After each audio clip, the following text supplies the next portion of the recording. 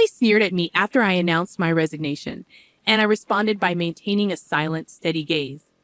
Our conversation had revolved around the company's decision to cut labor costs, with particular disdain aimed at those supposedly exploiting overtime pay. Tom, too, seemed to relish the notion of trimming expenses. A week later, my phone incessantly rang with calls from the company. Upon answering, the president inquired sharply, "Who exactly are you?" I couldn't help but scoff mockingly at the president's question.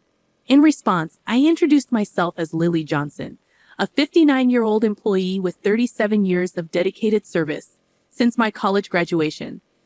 I explained our company's role in providing administrative services, particularly catering to busy company presidents handling clerical work.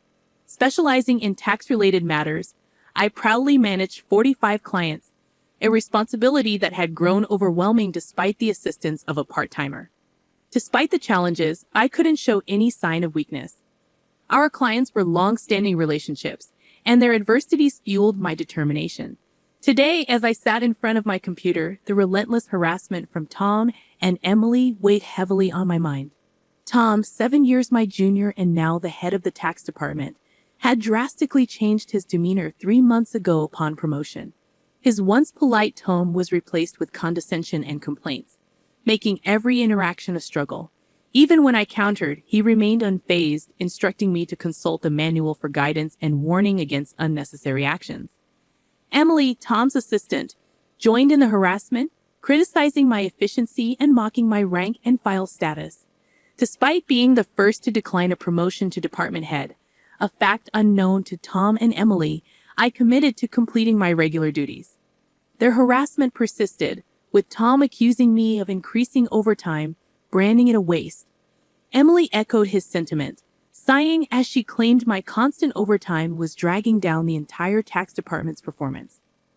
The recent cause of my overtime was Tom unexpectedly leaving a month's worth of client files on my desk to be filed by the end of the month after work. My face drained of color as I glanced at the files before me. "Wait, these all have deadlines this month, right?" I uttered in confusion. However, before I could grasp the gravity of the situation, Tom was already packing up his desk, completely uninterested in addressing my concerns. "I'm heading out.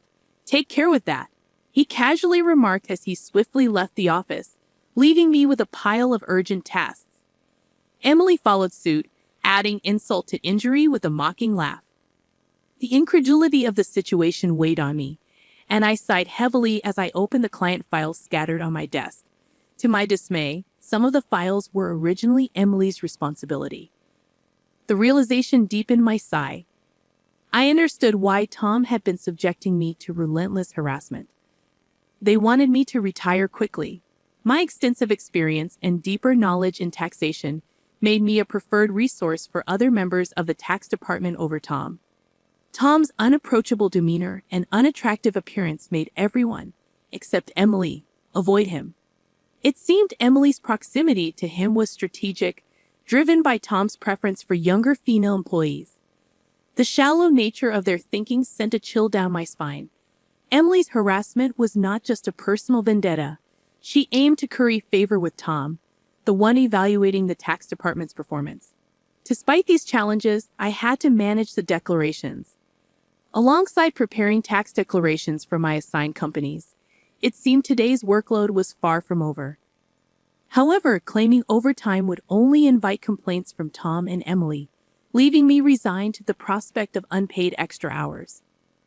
Then, unexpectedly, I received a summons to the president's office. Our company had recently undergone a change in leadership due to the former president's sudden illness. The new president, the former president's son, wasn't fully acquainted with our company. As I entered the office, I noticed Tom and Emily with unpleasant smirks on their faces. In a tense atmosphere, the president dropped a bombshell. "Lily, we'll need you to resign by the end of this month." My mind spun as I asked for clarification. Tom and Emily had apparently accused me of overbilling for overtime, citing that while others had around 15 hours, I had exceeded 80 hours. The president, oblivious to the true circumstances, seemed impressed with Tom and Emily's zero overtime. The reality of the situation hit me. the inflated overtime was a result of doing Tom and Emily's work. However, revealing Tom's instructions would risk portraying it as my own inability to manage time effectively. I presented the facts, asserting that I hadn't overbilled for overtime but struggled to finish my workload within regular hours. The president sighed deeply, expressing doubt but acknowledging the lack of evidence to pursue the matter further. Nevertheless, he insisted that they couldn't retain someone working at such a slow pace. Resigned to the situation, the president suggested my resignation, and it seemed his mind was made up. Told to leave the company I had devoted 37 years to, I felt a weariness settle in. Despite my dedication, the additional workload from Tom and Emily went unappreciated. I agreed to resign at the end of the month, acknowledging that I had already communicated my decision to the president. As I glanced at Tom and Emily, their vulgar smiles reflected satisfaction. Leaving the president's office, Emily taunted me with a sarcastic, "Thanks for quitting," her sneer cutting through. I responded with a silent stare, facing similar disdain from Tom, who shared his approval of cutting labor costs and labeled me as someone exploiting overtime pay. Observing their cheerful conversation, I pondered the handover process. Creating documents for all my clients, I ensured proper farewells and appointments with those I could meet personally. Unable to schedule a meeting with the president, I resorted to letters to inform them of my successor. A week post-resignation, enjoying a moment of relaxation at home, my mobile phone rang. Seeing the company's call, I hesitated, having already completed social insurance procedures. However, persistent calls from both the company and Tom and Emily's personal mobiles led me to answer reluctantly. As I picked up, the president urgently spoke, asking, "Who exactly are you?" I couldn't help but mockingly reply, "Just an unemployed lady who resigned from the company, nothing else." In response, the president urgently explained the chaos since my departure.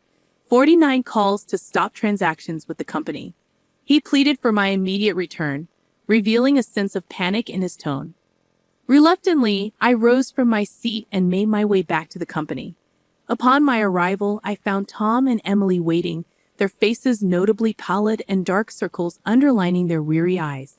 Surprised by their drastic change in appearance, I inquired about what was happening. Tom glared at me and revealed, "Since you left, we've been bombarded with calls to stop transactions, not just from your clients but also from prospective companies we were planning to introduce." "What did you do?" Emily echoed the suspicion, expressing disillusionment at the thought of me resorting to underhanded tactics. Their haggard appearance suggested the toll handling cancellations. While I had not manipulated the clients, I had a hunch about the reason behind the transaction halts. Considering the inevitability of cancellations, I mumbled my thoughts aloud. Tom, however, accused me outright, insisting I had orchestrated something. He demanded I go to the president's office immediately, forcefully escorting me there. Upon entering the president's office with Tom and Emily, the president greeted me with a direct look in his eyes. Tom declared, "President, I brought her," with an air of authority, while Emily hurriedly followed suit. Ignoring their accusatory tone, the president questioned me about the abrupt halt in transactions after my departure. I took a deep breath and explained, "Our clients don't need us to manage their taxes. There are tax accountant firms that offer cheaper services. They continued with us because of me." Tom snapped back, questioning my self-worth, and Emily taunted me, both challenging my value to the company. Undeterred, I elaborated on my unique approach, offering tailored tax-saving strategies that resonated with our clients. Tom dismissed it as inefficient, arguing that their manual-based operations were more practical. The president sighed deeply, recognizing the fundamental difference in our approaches. In a serious tone, he said, "Actually," signaling a crucial revelation or decision to follow. I received a surprising call from my father, the former president. It turns out that some clients, who had stopped transactions, went directly to Dad to negotiate on my behalf. I hadn't anticipated clients going to such lengths for me. Dad emphasized that the tax department thrived because of my contributions. Not only did I manage my clients efficiently, but I also supported my colleagues' clients, possessing knowledge that even Tom couldn't match. Dad disclosed that if I hadn't declined the promotion, I would have held a higher position than a department head by now. The current president expressed regret with a pained expression. Emily appeared shocked, probably grappling with the idea that I could have been her superior. The president apologized for making me resign initially and asked if I would consider revoking my resignation. According to Dad, I was indispensable to the company. While I appreciated the change in the president's perspective, I hesitated to accept. Tom interrupted our conversation, visibly upset, and protested the president's decision, questioning why I was chosen over him. Emily echoed his sentiments, praising Tom's leadership and expressing disbelief at the preference for me. The president then sternly addressed them, revealing that since my resignation, numerous complaints had been received from the tax department, suggesting they had been shifting their workload onto others. Tom's face turned pale as the president exposed the fact that he had been pushing the preparation of client declaration forms onto subordinates, including Emily's work for multiple clients. The president pointed out the irony, considering Tom had accused me of being a salary thief. Observing Tom and Emily's pale expressions, the president continued by revealing an alleged leak about their romantic involvement. Tom struggled to defend himself, claiming he was merely mentoring Emily as her superior. However, the president produced receipts from the accounting department, indicating dining expenses filed by Tom. Confronted with evidence, Tom, sweating profusely, was unable to provide a convincing explanation. Emily, too, turned ghostly pale as the president accused them of neglecting their duties, inflating expense claims, and violating company policy by having an affair in the office while being married. In a calm and straightforward manner, the president declared the termination of their employment effective immediately. Tom and Emily tried to resist, promising to retract the receipt claims and pleading for their jobs. "I have a family," Tom desperately pleaded, attempting to reverse his termination. Emily echoed his sentiments, tearfully expressing her fear of being fired. She promised to apologize to me and others for burdening them with work, realizing the gravity of the situation involving neglect of duties and an affair with a supervisor. Concerned about her reputation, she implored for a second chance. Sensing their desperation, I offered advice. "Why don't you stop resisting? It's undignified," I suggested.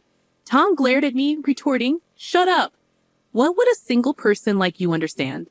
I sighed, reminding him, "Tom, you were the one who got me fired. It's just karma.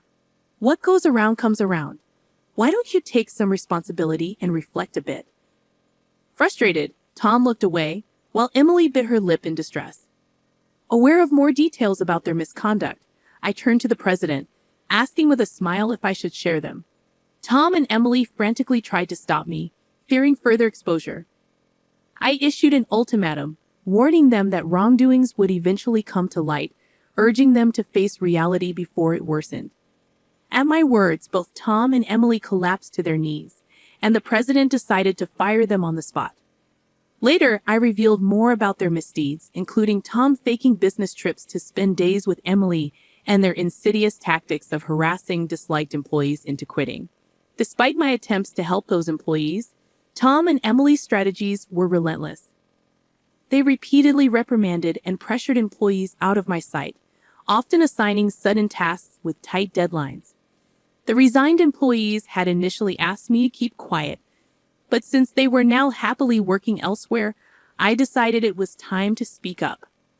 The president, furious at my revelations, expressed anger about cutting Tom and Emily's final salary.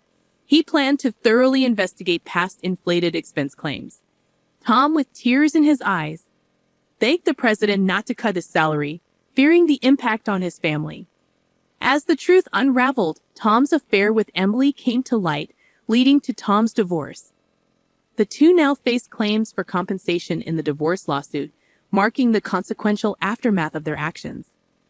I became aware of the situation when Tom reached out to me, seeking assistance in persuading the president to reconsider their firing.